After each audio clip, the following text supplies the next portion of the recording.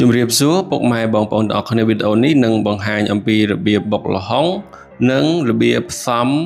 គ្រឿងបុកល្ហុងឲ្យបានឆ្ងាញ់ប៉ុន្តែមុននឹងខ្ញុំអធិប្បាយសូមពុកម៉ែបងប្អូនជួយ Subscribe Channel ម្នាក់មួយផងទុកជាការរាប់អានសូមអរគុណអញ្ចឹងនៅក្នុងបុកល្ហុងហ្នឹងគឺយើងឃើញហើយឥឡូវយើងបានផ្សំគ្រឿងមួយចំនួនរួចហើយមានដូចជាម្ទេសមានស្ករមានអំបិលបន្តិចទៅបាទដាក់នៅក្នុងត្បាល់ហ្នឹងយើងហាន់សណ្តែកគួរហាន់ប៉េងប៉ោះដាក់បន្ថែមបាទនឹងឲ្យមានត្រប់តូចៗបាទយើងដាក់ហាន់ត្រប់តូចៗដាក់ទៅហើយយើងបន្ថែមត្រកួនបន្ថែមល្ហុងអញ្ចឹងបុកល្ហុងហ្នឹងមិនមែនមានល្ហុងតែមួយមុខទេបាទហ្នឹងហើយវាមានបន្លែជាច្រើនមុខដែលយើងចង់ដាក់តាមហ្នឹងទៅណាបាទហើយនេះយើងបានដាក់ទឹកជ្រលក់ទឹកអីចូលហើយបាទដាក់ទឹកគ្រឿងវាហ្នឹងហើយយើងបុកហ្នឹងគឺបុកបង្គាបាទបុកល្ហុងបង្គាឥ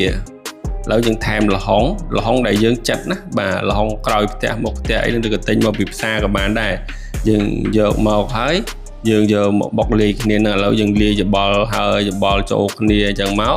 បាទយើងបុកតិចទេតាមពិតយើងបុកតិចមិនឲ្យបែកសាច់បង្គាអញ្ចឹងណាបាទឥឡូវការបុកល្ហុងនេះក៏បានរួចរាល់ហើយគឺយើងជោគដាក់នៅក្នុងចានណាដួសដាក់នៅក្នុងចានតែម្ដង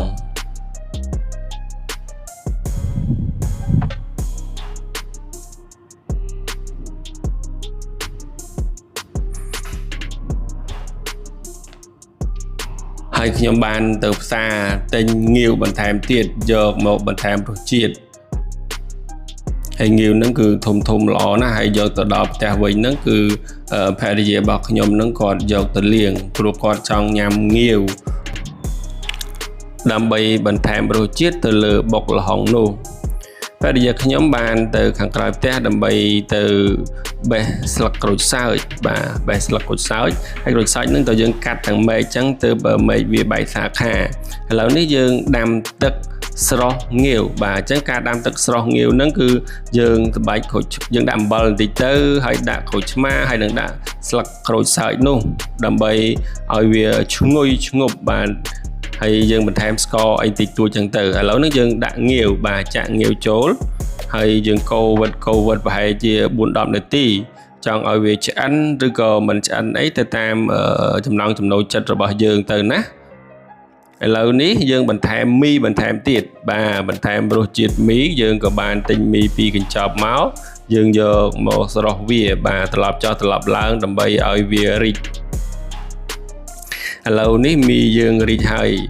បន្តមកទៀតយើងក៏បានចាប់ផ្ដើមរៀបចំយើងយកបន្លែមានស្ពៃបូកគោមានអីយកមករៀបចំនៅលើ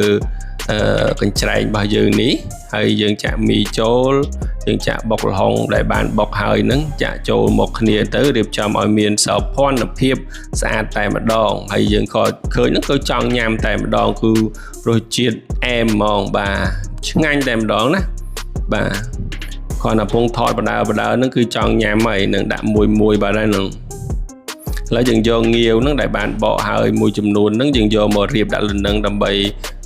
ឲ្យបានស្អាតបាតរៀបចំឲ្យបានស្អាតដើម្បីថតទៅឲ្យបានពុកម៉ែបងប្អូននឹងមើលទៅគួរឲ្យចាប់អារម្មណ៍បន្ទាប់ពីនេះទៅគឺដល់ម៉ោងភ្លក់តែម្ដងអញ្ចឹងខ្ញុំអត់មានអធិប្បាយទៀតទេសូមពុកម៉ែបងប្អូនតាមដានទស្សនាការភ្លក់របស់ភរិយារបស់ខ្ញុំនិងកូនរបស់ខ្ញុំបន្តទៅទៀតសូមអរគុណឆ្ងាញ់ណាស់ញ៉ាំបង្គានេះទឹកទឹកស្ងួតបាត់ដាក់មីចូលអូមានខ្ទឹមពងធំណាស់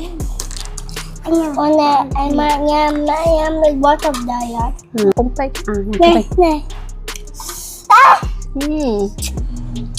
ពុំតាមងយកទឹកបាត់វារៀងស្ងួតទឹកបាសបាធំពេកហើយឆ្ងាញ់មកញ៉ាំនេះឲ្យបើញ៉ាំកុំឲ្យចឹង